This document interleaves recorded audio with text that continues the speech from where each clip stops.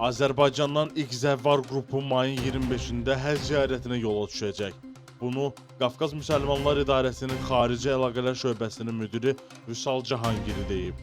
O qeyd edib ki, digər zəvvar qrupları da mərhələli şəkildə ziyarətə yola düşəcəklər. Həcc ziyarətinə getmək istəyənlərin sənəd qəbuluna yanvarın 21-dən başlanılıb. Bu həftə sonu sənəd qəbulunun dayandırılacağı gözlənilir. Xatırladaq ki, bir nəfər üçün ziyarət paketinin qiyməti 5950 ABŞ dolları təşkil edir. Ziyarət vahid formada təşkil olunacaq və hava nəqliyyatı ilə həyata keçiriləcək.